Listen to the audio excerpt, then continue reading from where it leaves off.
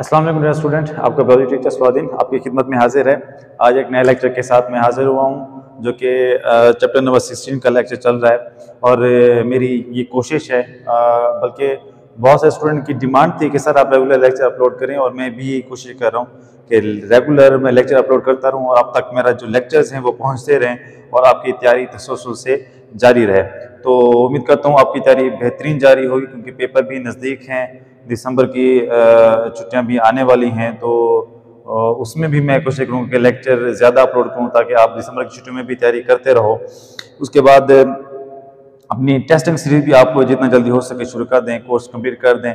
School में तो ऐसा होती है कि आप सिर्फ मेरे लेक्चर्स को फॉलो करोगे, स्कूल में भी तो आपकी स्टडी चल रही होगी, तो स्कूल में भी आप अपनी टेस्टिंग जो है वो जल्दी से शुरू करा दें ताकि आपकी तैयारी हो सके। मेरे नज़दीक एग्ज़ाम से कम 3 माह पहले आपका कोर्स कंप्लीट हो जाना चाहिए, आपकी टेस्टिंग सीरीज शुरू हो जानी चाहिए ताकि आपकी पेपर की तैयारी अच्छी हो सके। तो उस लिहाज से मेरी भी कोशिश है कि मैं अपने लेक्चर रेगुलरली अपलोड करता रहूँ। तो चैप्टर नंबर 16 अभी हमारा चल रहा है, ठीक है बेटा।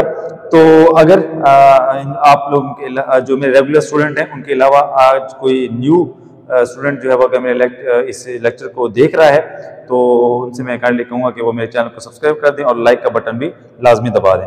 आइए अपने लेक्चर की तरफ चलते हैं। तो लेक्चर का जो आज का लेक्चर है वो हम बात करते हैं इकोलॉजिकल पिरामिड्स की, कि ये इकोलॉजिकल पिरामिड्स क्या होते हैं बेटा।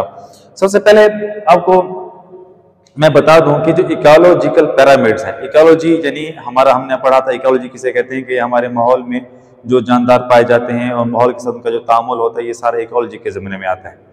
लेकिन यहाँ पे पिरामिड्स की बात क्या आ रही है, देखिए बेटा पिरामिड्स आपने एक लफ्ज़ सुना होगा, पिरामिड्स ऑफ इजिप्ट, ठीक है, जिसे हम उर्दू में कहते हैं एहराम मिस्र। एहराम मिस्र देखे होंगे आपने, एक 3 बड़े पहाड़ हैं जो कि मिस्र के अंदर बनाए गए थे फिरौन के ज़माने में। तो आप वैसे भी उनको हम पिरामिड्स कहते हैं, लेकिन अगर हम पहाड़ को देखें तो उसकी भी बनावट इसी कुछ पिरामिड्स की तरह ही होती है। उसमें बेटा होता क्या है, पिरामिड्स में होता क्या है, पिरामिड में ये होता है कि बेटा वो नीचे से बहुत बड़े, जो आप ऊपर जाओगे तो वो छोटे होते जाएंगे, ठीक है बेटा। तो ये जो एक शेप बन रही है, ये इस शेप को हम क्या कहते हैं, पिरामिड कहते हैं बेटा। तो यहाँ पर एक साइंटिस्ट थे जिनका नाम था चार्ल्स एल्टन जिनका नाम था। इन्होंने, ये एक इकोलॉजिस्ट थे, ठीक है ना, ये मतलब इकोलॉजी की स्टडी की थी इन्होंने, और इन्होंने एक कंसेप्ट दिया था जिसको हम क्या कहते हैं, इकोलॉजिकल पिरामिड्स कहते हैं बेटा। इस इकोलॉजिकल पिरामिड्स के मुताबिक उन्होंने इकोलॉजी में रहने वाले जानदारों के अंदर जो एनर्जी का तबादला है, जो मटेरियल का तबादला है, उसका एक कंसेप्ट दिया था कि जो एनर्जी का तबादला, ये मटेरियल का तबादला किस सूरत में होता है, वो उन्होंने इसकी वजाहत करने की कोशिश की थी, किसके अंदर, इन्हीं इकोलॉजिकल पिरामिड्स की। बुनियादी तौर पर इन्होंने इकोलॉजिकल पिरामिड्स के 3 अकसाम बताई थी, लेकिन आपकी बुक के अंदर जो है वो 2 अकसाम दी गई हैं। कितनी अकसाम दी गई हैं बेटा, 2 अकसाम दी गई हैं। कौन कौन सी हैं बेटा, पहली जो है वो है पिरामिड्स ऑफ नंबर्स, ठीक है बेटा। ये जो पिरामिड्स ऑफ नंबर है, ये हमें किसी भी इकोसिस्टम के अंदर जो जानदारों की तादाद है उसका हमें बताता है, ठीक है। यानी क्या, जानदारों की तादाद का ग्राफ की शक्ल में इजहार कर क्या कहलाता है बेटा, पिरामिड्स ऑफ नंबर कहलाता है। इसमें अब पिरामिड्स ऑफ नंबर में जो साइंटिस्ट था चार्ल्स एल्टन, क्या कहना चाह रहा था, चार्ल्स एल्टन ने ये कहा कि उसने कहा कि जब मैं किसी भी इकोलॉजिकल एनवायरनमेंट जहाँ पे इकोलॉजी मौजूद होती है दुनिया की, उस जगह पे जब गया तो मैंने वहाँ पर ये देखा कि कुछ जानदार जो हैं उनकी तादाद ज़्यादा है, ठीक है, और कुछ जानदार जो हैं वो तादाद में कम है। तो उन्होंने कहा कि ये क्या रीज़न है, इसकी वजूहात क्या हैं। तो उन्होंने एक ग्राफ की सूरत में उसको बयान करने की कोशिश की, जिसे हम क्या कहते हैं, पिरामिड्स ऑफ नंबर। अब पिरामिड्स ऑफ नंबर में जो चार्ल्स एल्टन थे, उन्होंने ये बताने की कोशिश की कि जो इस ज़मीन के ऊपर आपको जानदार मिलते हैं, उन जानदारों में जो सबसे ज़्यादा तादाद में जो जानदार पाए जाते हैं बेटा, उन्होंने कहा वो क्या हैं, प्रोड्यूसर्स हैं।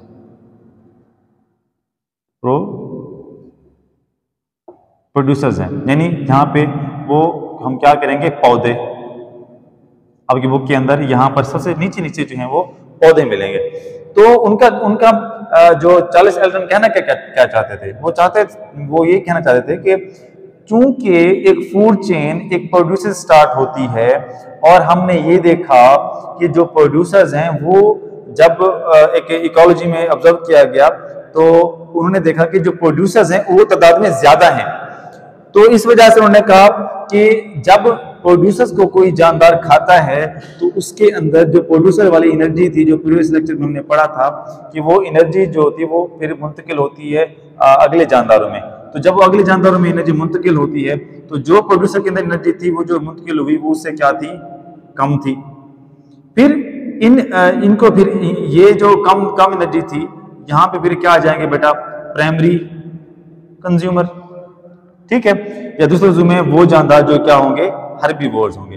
फिर इन हर्बीवोर्स को कौन खाता है बेटा, इन हर्बीवोर्स को बेटा खाते हैं फिर सेकेंडरी कंज्यूमर, या दूसरे लफ्ज़ों में जिन्हें हम क्या कहते हैं, कार्निवोर्स, या जिसे हम क्या कहेंगे, प्राइमरी कार्निवोर्स यहाँ पे आ जाएंगे। फिर इन जानदारों को कौन खाते हैं बेटा,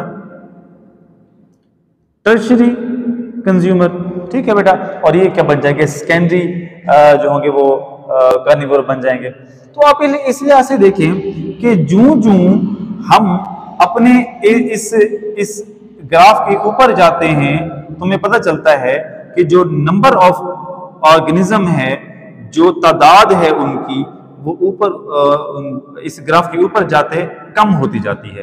क्यों कम होती जाती है, या आपको पिछले लेक्चर में मैं बता चुका हूं कि प्रोड्यूसर्स तादाद में ज्यादा होते हैं, फिर इनसे जो एनर्जी मुंतकिल होती है प्राइमरी कंज्यूमर में तो वो फिर इनसे कम होती, इसलिए ये तादाद में कम होते हैं। फिर इनकी एनर्जी फिर सेकेंडरी कंज्यूमर में जाती है तो उसके अंदर एनर्जी मजीद कम हो जाती है, इस वजह से इनकी तादाद कम हो जाती है, और आते आते हम बिल्कुल कम मिकदार वाले तादाद कम तादाद वाले जानवरों में यहाँ पर पहुंच जाते हैं, जिसकी वजह से एक पैरामिड नुमा शेप बनती है बेटा। क्या बनती है बेटा, पैरामिड नुमा शेप बनती है, जिसको उन्होंने चार्ल्स एल्टन ने पैरामिड ऑफ नंबर का नाम दिया, कि इसी के जरिए हम जानदारों की तादाद का तयन कर सकते हैं कि कौन से जानदार ऐसे हैं जो कि इस दुनिया में तादाद में ज्यादा पाए जाते हैं, कौन से तादाद में कम पाए जाते हैं।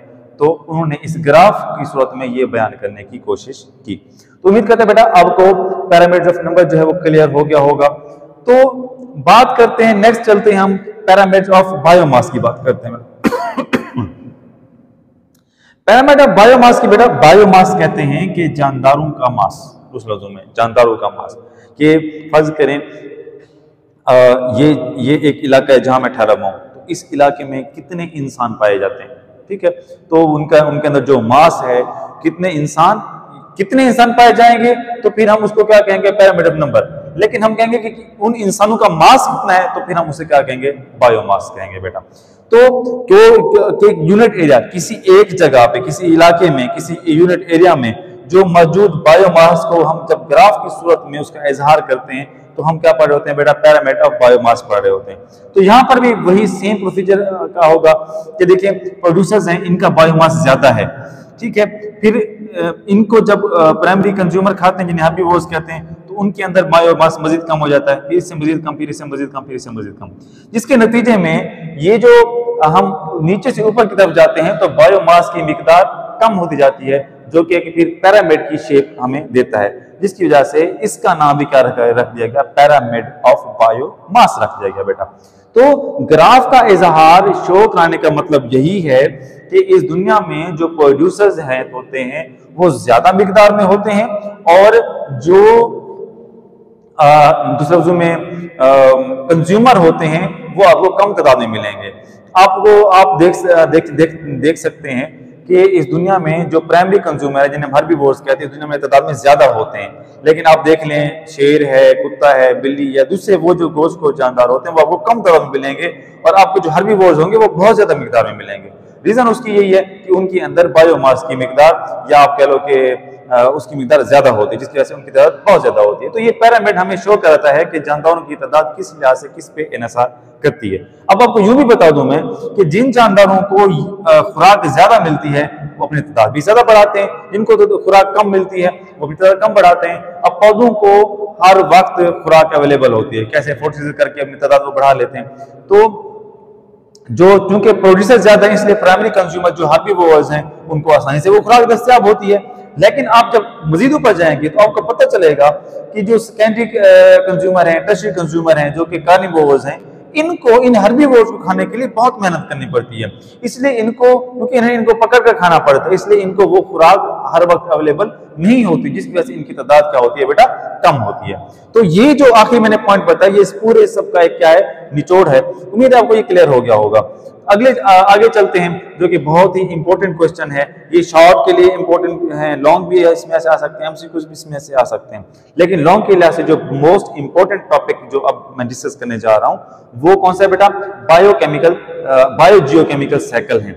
ये वो साइकिल हैं जो हमारी इस दुनिया में हो रहे हैं, इस दुनिया के निजाम को सस्टेन करने के लिए, मेंटेन करने के लिए, तरतीब में रखने के लिए ये बायोजियोकेमिकल साइकिल्स इस दुनिया में हो रहे होते हैं। और इन बायोजियोकेमिकल साइकिल के होने का मकसद दरअसल यही है कि जो एनर्जी है वो हमारी इस दुनिया में सर्कुलेट होती रहे। ठीक है, एक जानदार से दूसरे जानदार में, फिर उस जानदार से दूसरे जानदार में, इस तरह ये साइकिल चलता रहता है। और इस साइकिल के चलने की वजह से हमारी दुनिया का निजाम चल रहा है। जिस दिन ये साइकिल डिस्टर्ब हो गया, अब यकीन मानिए ये दुनिया भी अपने निजाम में खत्म हो जाएगी। तो ये अल्लाह ताला की कुदरत है कि इस दुनिया का निजाम चल रहा है।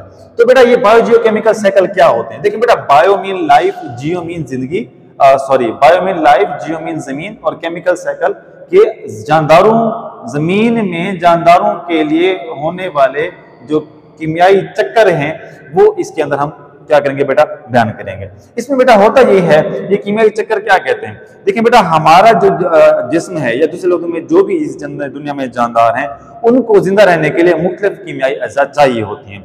जैसे कि कार्बन हो गया, पानी हो गया, और बहुत सारे पौधों के नाइट्रोजन, और बहुत सारे जो केमिकल्स होते हैं तमाम जानवरों को जिंदा रहने के लिए जरूरी होते हैं।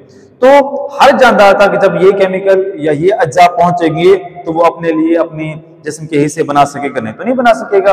उसके लिए फिर बेटा ये जो साइकिल होते हैं ये चलते हैं और एक जानदार से दूसरे जानदार में मुंतकिल होते रहते हैं। उसके लिए बेटा सबसे पहले हम बात करते हैं कार्बन साइकिल की। आपकी किताब के अंदर कार्बन साइकिल को इस वजह से बयान किया गया है कि कार्बन जो है दुनिया में जितने भी जानदार हैं उनके जिस्म का लाजमी हिस्सा है। तो कार्बन के बगैर कोई जानदार अपनी जिंदगी का तस्वीर ही नहीं कर सकता। इसलिए फिर यहाँ पर सबसे पहले ये बात बयान की गई कि आपकी दुनिया में बहुत सारे ऐसे, इस दुनिया में बहुत सारे ऐसे जो है वो अज्जा मौजूद हैं जिनके अंदर कार्बन जो होती है वो मौजूद होती है। अगर हम ग्रेफाइट की बात करें तो ग्रेफाइट में भी कार्बन होता है। डायमंड, हीरे की बात करें उसमें भी कार्बन होता है। कार्बन डाइऑक्साइड में वैसे कार्बन, फॉसिल फ्यूल ये भी कार्बन से मिलकर बने होते हैं। नेचुरल गैस ये भी कार्बन से मिलकर बनी हुई होती है। तो ये सारे अज्जा आप देख सकते हैं कार्बन से मिलकर बने हुए हैं। इसके अलावा ये जो कार्बन होती है वो तमाम जानदारों का हिस्सा होती है। इस दुनिया में जो जानदार पाए जाते हैं, स्पेशल जो है वो एनिमल्स हैं, एनिमल्स के अंदर ये कार्बन जो है वो लाजमी हिस्सा होती है। तो ये जो कार्बन साइकिल है इसको समझने की कोशिश करते हैं कि कैसे ये कार्बन जो होती है वो जानदारों के अंदर मुंतकिल होती है, फिर जानदारों से फिजा के अंदर, फिर फिजा से दोबारा जानदारों में मुंतकिल होती है। इस साइकिल को अभी हम क्या करते हैं बेटा, डिस्कस करते हैं। अब देखिए बेटा, होता ये है कि हमारी फिजा है, हमारी फिजा के अंदर आपको पता है कि कार्बन डाइऑक्साइड मौजूद है। सबसे कम मिकदार फिजा के अंदर जो है वो ऑक्सीजन की होती है, और सबसे ज्यादा मिकदार जो होती है वो नाइट्रोजन गैस की मिकदार है फिजा के अंदर, और कार्बन की मिकदार जो है तकरीबन दूसरे नंबर पे है। तो इस लिहाज से बेटा अगर हम देखें कि अगर पौधे हैं उन्होंने जिंदा रहना है तो पौधों को जिंदा रहने के लिए क्या करना पड़ता है बेटा, फोटोसिंथेसिस करनी पड़ती है। फोटोसिंथेसिस करने के लिए पौधों को क्या चाहिए बेटा, कार्बन डाइऑक्साइड चाहिए। क्यों? क्योंकि इसी कार्बन डाइऑक्साइड के जरिए पौधे क्या करते हैं, C6H12O6 बनाते हैं। अब क्या बनाते हैं बेटा, ग्लूकोज बनाते हैं। और आपको पता है ग्लूकोज पौधों के जिंदा रहने के लिए जरूरी है। तो इसके लिए फोटोसिंथेसिस के लिए पौधों को क्या चाहिए, कार्बन डाइऑक्साइड चाहिए। अब आपने गौर करना है बेटा, फिजा से कार्बन डाइऑक्साइड को पकड़कर पौधे फोटोसिंथेसिस करते हैं और उसके नतीजे में अपना जिस्म बनाते हैं, अपने नशोनुमा करते हैं, फिर उसके बाद वो फल भी देते हैं। अब आपको पता है पौधे क्या हैं बेटा, प्रोड्यूसर्स हैं। पौधे जो है प्रोड्यूसर्स हैं, फूड चेन का बुनियादी जरिया है, यहाँ से एक फूड चेन स्टार्ट होती है। अब पौधे जो है वो बन चुके हैं। अब आपने गौर करना है कि ये जो पौधे हैं, इन्हीं पौधों के अंदर जो फल बनते हैं या जो ग्लूकोज वगैरह जो कुछ भी होता है वो खाते हैं जानदार। जब वो जानदार खाते हैं तो उसके नतीजे में वो पौधों के अंदर मौजूद ग्लूकोज को इस्तेमाल करते हैं, ग्लूकोज को तोड़ते हैं। जब वो ग्लूकोज को तोड़ते हैं तो फिर वो कैसे तोड़ते हैं? वो तोड़ते हैं रेस्पिरेशन के जरिए। आपने पढ़ा होगा रेस्पिरेशन, जिसमें ग्लाइकोलाइसिस होती है, ग्लूकोज को तोड़ा जाता है। फिर इसी रेस्पिरेशन के नतीजे में हम तमाम जो लिविंग ऑर्गेनिज्म है, स्पेशल एनिमल्स जो हैं, वो कार्बन डाइऑक्साइड रिलीज करते हैं। आपको पता है ना कि रेस्पिरेशन में कार्बन डाइऑक्साइड रिलीज होती है, ऑक्सीजन इस्तेमाल होती है। ये वजह है कि हम ऑक्सीजन इस्तेमाल करते हैं, जब हम सांस लेते हैं ऑक्सीजन इस्तेमाल करते हैं, और जब सांस छोड़ते हैं तो कार्बन डाइऑक्साइड खारिज करते हैं। तो जिसके नतीजे में कि वो कार्बन जो फिजा से पौधों में और पौधों से फिर कहाँ आई? जानदारों में आई। फिर वही कार्बन दोबारा कार्बन डाइऑक्साइड के स्रोत में फिजा में मुंतकिल हो जाती है। तो ये देखिए एक साइकिल तो ये चल गया। ठीक है बेटा, अब और बात करते हैं। बाल जानदार जो होते हैं कि जब उनका जब हम एनिमल जो होते हैं, जब वो जानदारों को खाते हैं, जैसे पौधों को खाते हैं, तो उनके अंदर कार्बन डाइऑक्साइड उनके जिस्म का हिस्सा भी बन जाती है। तो नतीजे में होता ये है कि जब इन अजसाम को जब ये एनिमल्स मरते हैं तो इनके अजसाम की क्या होती है बेटा? तोड़फोड़ होती है। अब ये जो अजसाम की तोड़फोड़ होती है, इसमें जो माइक्रो ऑर्गेनिज्म होते हैं वो डिकम्पोजिशन करते हैं, जिसके नतीजे में फिर कार्बन डाइऑक्साइड पैदा होती है। अब देखें ना कि जब किसी एनिमल्स की डिकम्पोजिशन हो रही थी, मुर्दा मरा हुआ कोई जानवर पड़ा होता है तो उससे बदबू फैली होती है, वो जैसे यही मुर्दा अजसाम की तोड़फोड़ हो रही होती है, माइक्रो ऑर्गेनिज्म उसके ऊपर अमल कर रहे होते हैं, जिसके नतीजे में जो कार्बन डाइऑक्साइड पैदा हो रही है वो बदबू पैदा करती है, और वो दोबारा से कहाँ चली जाती है बेटा? फिजा के अंदर चली जाती है। तो कार्बन डाइऑक्साइड पौधों से जानवरों में आई थी, फिर जानवरों से फिर दोबारा वापस फिजा के अंदर चलेगी। इस तरीके से बेटा ये जो आप देखते हैं कि फॉसिल फ्यूल है, नेचुरल गैस है, इनके जलने से भी क्या होता है बेटा? कार्बन डाइऑक्साइड फिजा में चली जाती है। अब अगर आप पौधे को जलाएं, एक पौधा है उसको जलाएं, लकड़ी को जलाएं, तो उसमें से भी जो बेटा कार्बन डाइऑक्साइड होती है वो बनती है, वो भी फिजा के अंदर मुंतकिल हो जाती है। यानी दूसरे लफ्जों में फिजा से पौधों में और पौधों से दोबारा फिजा में कार्बन डाइऑक्साइड मुंतकिल होती रहती है, और ये चक्कर जिंदगी भर तक क़यामत चलता रहेगा। जिस दिन ये चक्कर डिस्टर्ब हो गया उस दिन आप समझ लेना है कि फिर इस दुनिया की तबाही भी नजदीक है बेटा। तो ये बायोजियोकेमिकल साइकिल है, कार्बन साइकिल है, मोस्ट इंपोर्टेंट है लॉन्ग के लिए, शॉर्ट के लिए। अब इसकी डायग्राम भी लाजमी बनानी है, और अगर कॉम्बिनेशन के अंदर ये चैप्टर आ गया तो इसमें से लॉन्ग ये बन सकता है। तो मेरी कोशिश ये होती है कि आपको ये लेक्चर जो है वो मुकम्मल तौर पर समझाने की कोशिश करूं। उम्मीद करता हूं आपको ये लेक्चर समझ आया होगा। नहीं आया तो कोई क्वेश्चन वगैरह है तो आप मुझसे पूछ सकते हो, और जब कॉम्बिनेशन आएगा, जब बोर्ड के कॉम्बिनेशन आएंगे, वो भी आप लोगों से मैं डिस्कस करूंगा पेपर्स के नजदीक। फिर मैं आपको ये भी बताऊंगा कौन से क्वेश्चन लॉन्ग के लिए इंपॉर्टेंट हैं, कौन से क्वेश्चन शॉर्ट के लिए इंपॉर्टेंट हैं, वो भी इंशाल्लाह हम डिस्कस करेंगे। उम्मीद करता हूं बेटा लेक्चर क्लियर हो गया होगा। अपनी दुआओं में याद रखिएगा।